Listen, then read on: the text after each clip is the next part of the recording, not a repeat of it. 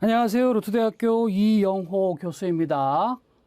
오늘 여러분들과 함께 루터 다이어리 영상을 통해서 인사를 드리게 되었습니다.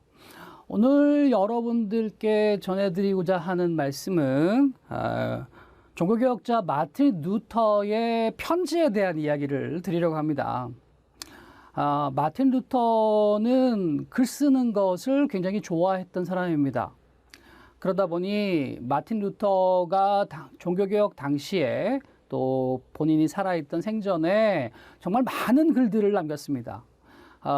개인적으로 저작한 출판물들도 아주 많지만 개인적으로 서신을 주고받았던 편지들도 굉장히 많습니다. 사실 루터를 이야기할 때 루터의 편지를 우리가 이야기하지 않고 넘어갈 수가 없을 정도입니다. 무엇보다도 종교개혁자 마틴 루터가 남긴 편지가 현재까지 아주 많이 남아있다라고 하는 것이 중요하겠죠. 루터가 남긴 편지가 무려 2,500통이 된다고 합니다. 다른 종교개혁자들이 루터만큼 편지를 많이 남겨놓지 않았습니다. 루터가 쓴 편지들이 정말 사도 바울이 썼던 편지들만큼 당시 종교개혁의 시대를 살았던 사람들에게 아주 귀한 정보들과 또 조언들을 해주고 있었기 때문에 루터에게 질문하는 사람들도 많았고 또 그런 질문에 대해서 루터는 애써 피하지 않고 모두 다 답변을 해 주었기 때문에 그의 편지가 굉장히 많이 남아 있습니다. 그러나 편지라고 하는 것이 당시에 어떤 상황들 속에서 쓰여졌는가라고 하는 것을 명확하게 우리가 파악하지 못하면 사실 또 이해하기 힘들다라고 하는 점도 분명히 있습니다. 그렇기 때문에 우리가 루터의 편지를 전부 다 이해할 수는 없다라고 하는 것을 전제로 하나 두고요. 그리고 그가 남겨놓았던 수많은 편지들과 메모들을 통해서 후대의 사람들이 그 서신들과 메모들을 모아서 책으로 출간해 두었다라고 하는 것이 사실은 중요한 점이겠죠. 우리는 그렇게 출간되어진 루터의 서신들과 또 루터의 메모들을 읽으면서 사실 많은 의문점들을 가질 수밖에 없습니다. 무엇보다도 단편적으로나마 이 편지들이 시간적으로 언제 쓰여졌는지, 어느 것이 먼저 쓰여졌는지도 사실은 파악하기가 어렵습니다. 물론 매우 빠른 시간 내에 사실 그 루터의 편지들이 출판이 되었습니다. 책으로 제본되어서 출판이 되었습니다. 이러한 루터의 서신들을 출판한 책 가운데 가장 권위 있고 또 가장 방대한 양을 차지하는 루터의 전집을 바이마르판이라고 얘기를 하는데요. 이 바이마르판의 편집자였던 오토 클레멘이라고 하는 사람은 루터의 편지들이 제본되어서 출간이 되어졌지만 만족스럽지 못한 부분들이 꽤 있다라고 설명을 하기도 했습니다. 그 이유는 앞서 말씀드린 것처럼 이 편지가 언제 쓰여졌는지 명확한 시기도 사실은 구분하기가 어렵고 또 루터가 어떤 상황에서 이 편지를 쓰게 되었는지를 역사적 어떤 정황들을 명확하게 파악하기도 어려운 글들이 많이 있었기 때문이죠. 무엇보다도 이제 우리가 접할 수 있는 한국에서 출간되어진 루터의 전집 가운데에는 루터의 전집 48권에는 루터가 발트부르크의 성에서 돌아온 시기인 1522년 사이에 쓴 119통의 편지들이 수록이 되어 있습니다. 그 서신들은 루터의 삶에서 일반적으로 가장 흥미로운 시기로 여겨지는 기간들에 쓰여진 것이었습니다. 수도사로서 그리고 학자로서 또 종교개혁이 일어나고 종교개혁 속에서 가장 치열한 다툼이 있었던 시기에 그가 로마 교회를 공격하기도 하고 로마 교회가 그를 이단으로 공격하기도 하고 재판에 회부되기도 하고 보름수 제국의회에 불려가기도 하고 했던 정말 다양한 문제들이 그의 서신 속에 담겨져 있습니다. 그렇기 때문에 우리는 루터의 편지를 통해서 루터가 그런 당시에 어떤 감정들을 느꼈는지, 루터가 그 당시에 어떤 아픔들을 겪었는지 뭐 이런 것들을 전부 다 알 수 있다라고 하는 측면에서 이 루터의 서신들이 굉장히 중요하다라고 말씀드릴 수 있습니다. 무엇보다 이 시기에 루터는 자신의 인생의 어떤 전환점을 맞이하고 있었습니다. 루터는 이 시기에 본인이 어떤 그 정부의 반대, 여당에 반대하는 야당의 지도자였던 그런 시기였다고도 생각을 하고 있는 것 같습니다. 무엇보다도 루터가 이 시기에 한동안 무너뜨리는 일, 로마 교회를 통해서 이루어져 있는 유럽 사회를 무너뜨리는 일에 집중했다면, 이 시기쯤 오게 되면 이제 다시 교회를 중심으로 하는 사회를 세우는 일에 부름을 받고 있었다라고 말씀드릴 수가 있습니다. 물론 루터는 굉장히 건설적인 사람이었습니다. 무언가를 무너뜨리는 데 집중하는 사람이 아니고 세우는 일에 집중하는 사람이었습니다. 그는 바로 세우는 일에 집중하는 사람이었다라고 말씀드릴 수 있습니다. 무엇보다도 그는 교황권에 대해서 끝까지 자신의 의견을 주장을 했던 그런 사람입니다. 그럼에도 불구하고 적그리스도의 혐오스러운 칙설을 비방해야 하는 역할, 새로운 유형의 교회와 새로운 유형의 국가와 새로운 유형의 사회, 또 새로운 교회의 헌법, 새로운 예배의식, 뭐 이런 것들을 세워야 하는 역할도 루터에게 주어지고 있던 그런 시기였기 때문에 이 시기에 루터는 정말 그야말로 변화무쌍한 삶을 살았다라고 볼 수 있습니다.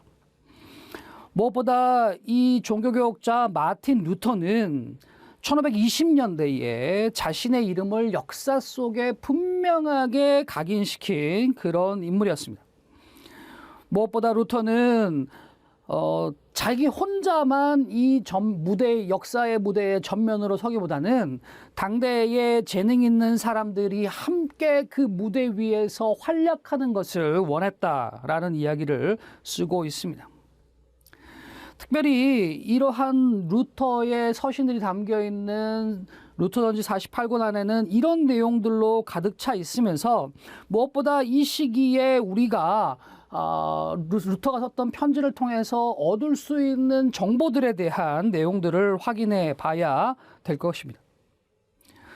그래서 그런 것들을 확인해 보기 위해서는 보다 자세한 참고 서적들을 또 함께 옆에 두고 이 서신들을 읽어야 하는 어려움들이 있기도 합니다. 그래서 오늘 여러분들과 함께 루터의 편지에 대한 이야기를 해야겠다라고 마음을 먹으면서, 저는 사실 이 루터의 편지의 의미와 루터의 편지를 어떻게 해석할 것인가에 집중해서 여러분들께 말씀을 드리고 있는 이유가 바로 거기에 있습니다. 하롤드 그림이라고 하는 사람은 루터를 유럽의 정치 문화 상호가 관련시켜서 책을 썼던 그런 사람입니다. 그래서 그는 종교개혁과 반종교개혁 역사를 집중해서 바라보았고 또 책을 만들어냈습니다. BJ 키드라고 하는 분은 유럽 대륙 종교개혁에 관한 가장 중요한 1차 자료들을 수집한 사람으로 그렇게 기록이 되어 있기도 합니다. 뭐 이 외에도 롤랑 페이톤, 에르네스트 슈비베르트, 뭐 수많은 사람들이 이 루터의 저작과 연결되어 있고 루터의 저작물들을 실증해 줄 수 있는 참고 자료들을, 또 참고 논문들을 굉장히 많이 만들어냈다라고 볼 수가 있겠습니다. 자, 무엇보다도 우리가 루터의 편지를 통해서 루터가 어떤 상황들 속에서 어떠한 이야기들을 하고 있는가라고 하는 것들을 살펴볼 수 있습니다. 루터가 직면해야 했던 수많은 어려운 상황들 속에서 루터가 어떠한 의견들을 밝혔고, 또 루터의 신학에 어떠한 기본적인 중점을 두고 이야기하고 있는가라고 하는 것들을 우리가 살펴볼 수 있기 때문에 그런 부분들을 집중해서 우리가 이야기를 해봐야 되겠습니다. 저에게 이제 앞으로 이 루터 다이어리에서 여러분들과 함께 만날 수 있는 좀 더 많은 시간이 주어진다면 저는 그래서 루터가 남겨놓은 편지들 가운데에서 정말 귀한 루터의 정서를 드러내는 그런 편지들을 여러분들께 읽어드리고자 합니다. 그리고 여러분들과 함께 종교개혁자 마틴 루터라고 하는 사람이 어떠한 성정의 사람이었는지, 그 급변하는 종교개혁의 역사 속에서 과연 루터라고 하는 사람이 어떻게 그 아픔들을 견뎌내었고 어떻게 그 시대의 아픔을 돌보고 품어주었는지에 대해서 이야기를 해볼 수 있을 것 같습니다. 무엇보다 루터의 편지를 우리가 이제 접하게 되면서 읽어 나아가면서 중요한 것은 루터가 성경을 인용할 때 그의 편지에 장은 기록되어 있습니다. 몇 장, 신명기 몇 장, 뭐 이런 마태복음 몇 장은 기록되어 있는데 절이 없습니다. 몇 장 몇 절이라고 하지 않고 몇 장이라고만 쓰여져 있는데요. 루터가 빼먹은 것이 아니라 루터 당시만 하더라도 아직까지 절이라고 하는 것이 만들어져 있지 않았습니다. 여러분 잘 아시는 것처럼 우리 성경의 장과 절은 출판을 돕기 위해서 현대적인 출판 기술이 만들어지고 출판 작업을 용이하게 하기 위해서 임의로 만들어진 것들입니다. 그렇기 때문에 루터의 시대에는 이제 막 그 구텐베르크의 인쇄술이 발견이 되어서 유럽 사회에서 인쇄술이 막 이제 꽃을 피우기 시작하던 시절이었기 때문에 아직까지 이 시절에는 장만 인용이 되어 있고 절은 적혀져 있지 않다라고 하는 뭐 재미있는 사실을 하나 말씀드립니다.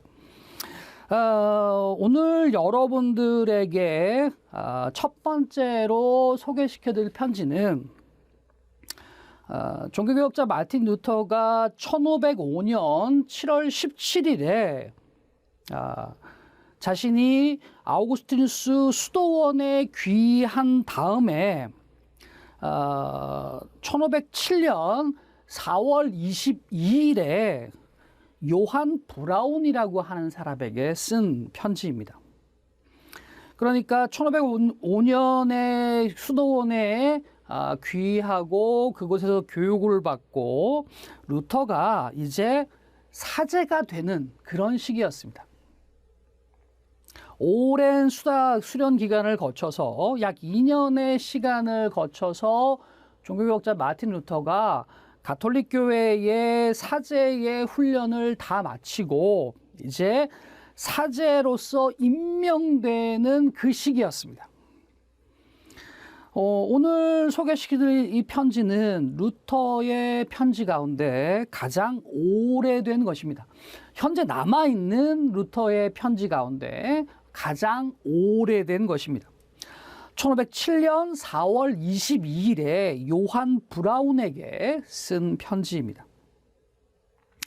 루터는 자신이 알고 있던 친분 관계가 있던 사람들 가운데 연배가 꽤 높은 요한 브라운이라고 하는, 그러니까 종교개혁자 마틴 루터의 고향인 아이젠하흐의 성마리 교회의 사제였던 요한 브라운에게 편지를 씁니다.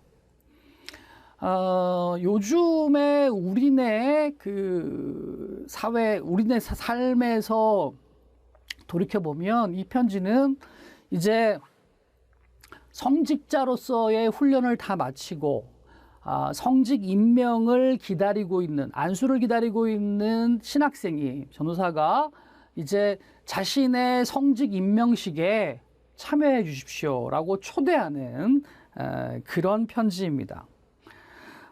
루터가 종교개혁자가 되기 이전 진정한 성직자로서의 첫 발을 내디디면서 종교개혁자 마틴 루터가 그 성직자의 첫 발에 자신의 지인을 초대하고 있는 그런 편지입니다. 여러분들에게 이 편지를 오늘 루터 다이어리에서 루터의 편지를 소개시켜드리는 첫 번째 시간에 읽어드릴 편지로 제가 선택을 해보았습니다. 자, 루터의 편지, 남아있는 루터의 편지 가운데 가장 오래된 편지를 여러분들께 먼저 읽어드리겠습니다. 그리스도와 마리아의 사제요, 아이제나흐 교구 사제이며 그리스도 안에서 제가 사랑하는 친구인 경건하고 덕망 있는 요한 브라운께 우리 주 그리스도 예수 안에서 인사드립니다. 누구보다도 다정한 어르신이고 여러 방식과 호의로 내가 경험했던 그 신실하신 당신의 우정을 생각하지 않았다면 저는 오늘 당신께 이 부담을 드리는 제 편지와 또 제가 바라고 원하는 것으로 인해서 혹 당신이 저를 사랑하셨던 그 모든 것들에 방해가 되지 않을까 두려워하였습니다.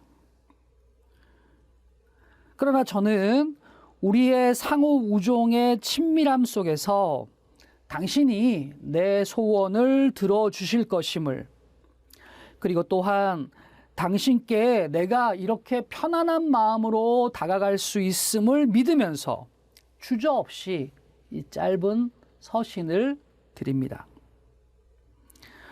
모든 일에 자비로우시고 거룩하신 하나님께서 저를 오직 주님의 너그러우신 자비에 근거하여 그 숭고한 사역에 불러주심으로 보잘것없고 전혀 무가치한 죄인인 저를 장대하게 높여주셨습니다. 그러므로 저는 그 웅장한 하나님의 선하심에 받아들여질 수 있도록 제게 주신 그 직임을 온전히 수행해 나아가야만 합니다. 제 아버지의 결단에 따라 칸타테라 불리우는 부활절 후 4번째 주일에 하나님 은혜의 도움으로 저는 이 거룩한 직임을 시작하도록 결정되었습니다. 이날이 제 아버지에게 편리하기에 하나님 앞에서 제 첫 미사를 침례하도록 나를 정해 주셨습니다. 다정한 친구여, 저는 이 미사에 당신을 겸손히 그리고 담대하다 하실 수도 있겠지만 초대하기를 원합니다. 제가 이렇게 하는 것은 제가 당신에게 호의를 베풀었으니 불쌍하고 미천한 저를 방문해 주십사. 그렇기 때문에 그 먼 거리의 여행의 수고의 불편을 무릅쓰라고 요청하고 있는 것이 아닙니다. 분명하게 저는 제가 당신에게 무엇을 해주었기 때문에 당신의 수고를 요구하고 있지 않다는 것을 기억해 주십시오. 제가 얼마 전 당신을 방문했을 때, 그리고 많은 다른 때에 당신께서 제게 보여주신 다정함과 선한 뜻을 제가 경험하였고 마음속 깊이 감사하였습니다. 그러므로 저는 오늘 당신을 제 첫 번째 미사에 초대하기를 원합니다. 그러므로 친애하는 신부님이시며 어르신이신 수사님, 저는 당신의 나이와 직무 때문에 친애하는 신부님이라고 부릅니다. 저는 당신의 훌륭함 때문에 당신을 어르신이라고 부릅니다. 저는 당신이 저와 같은 교단 안에 계시는 분이기 때문에 당신을 수사님이라고 부릅니다.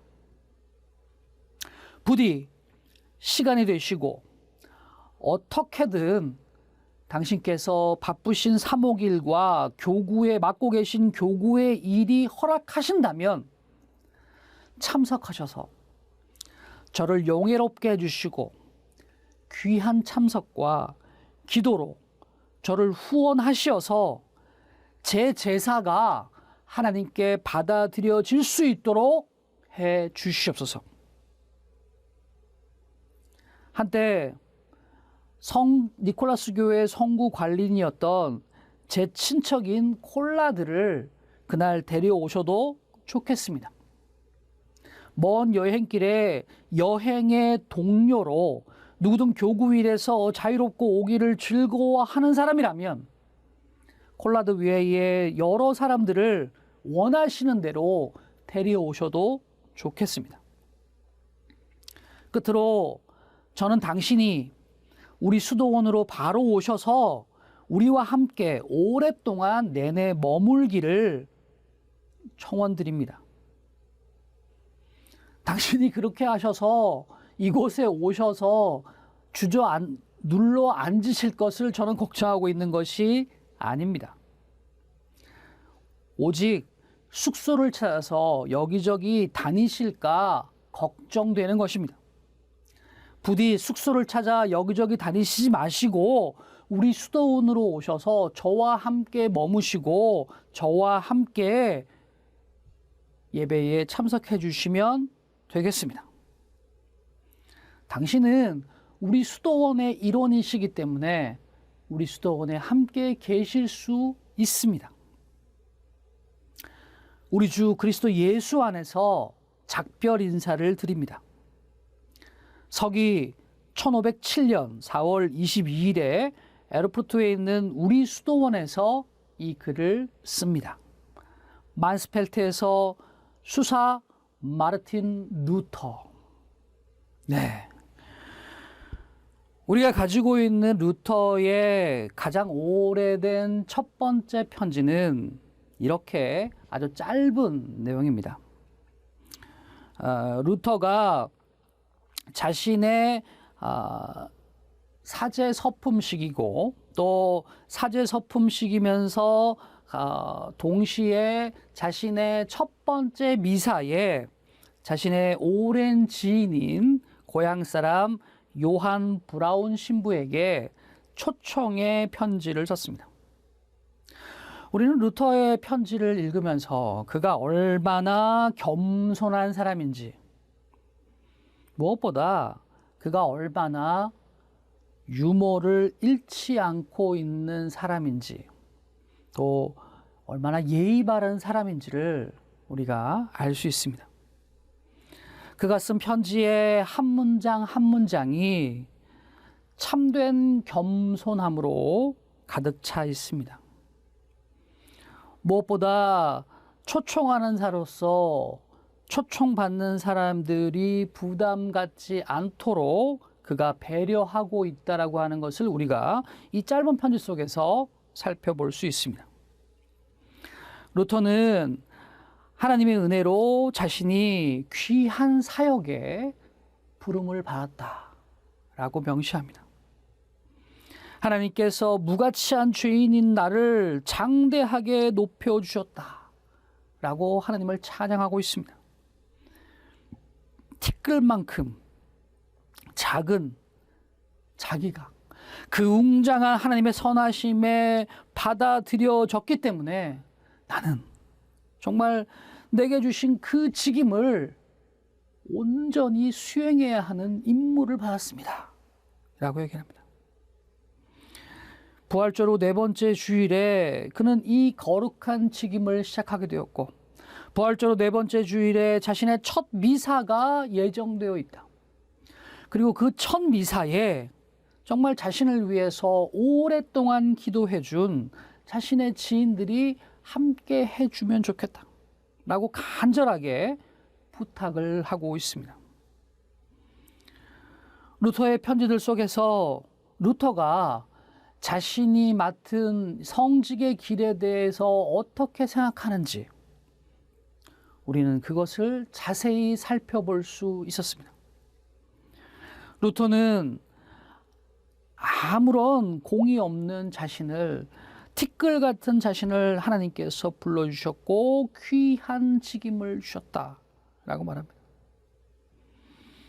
무엇보다 자신이 여기까지 도착할 수 있을 때까지 자신을 위해서 기도해 준 많은 사람들을 루터가 기억하고 있다라고 하는 것을 알고 있습니다.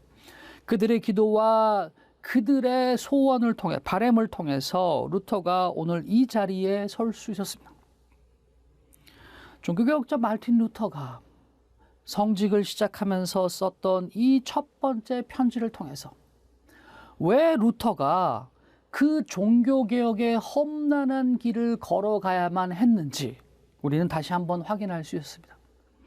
루터는 하나님께서 자신에게 맡겨준 그 직임 안에서 하나님의 정의와 하나님의 뜻을 세상 속에서 이루어 나아가야 한다라고 하는 것을 분명하게 알고 이 일을 시작한 사람입니다.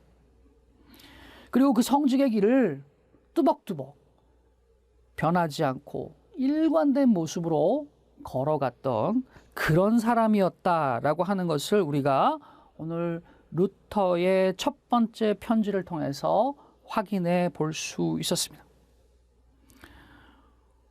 무엇보다 우리는 이 편지를 통해서 인간 루터라고 하는 사람이 자신의 성직 임명식에 자신의 첫 번째 미사에 자신의 지인들을 솔직한 모습으로 부르고 있는 것을 우리가 확인해 볼 수 있었습니다.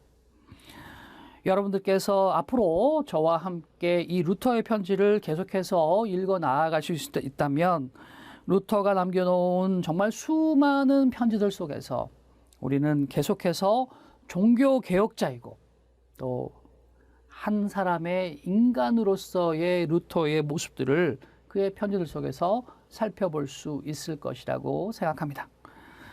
오늘 여러분들과 함께 루터의 편지 그 첫 번째 시간을 함께 해보았는데요.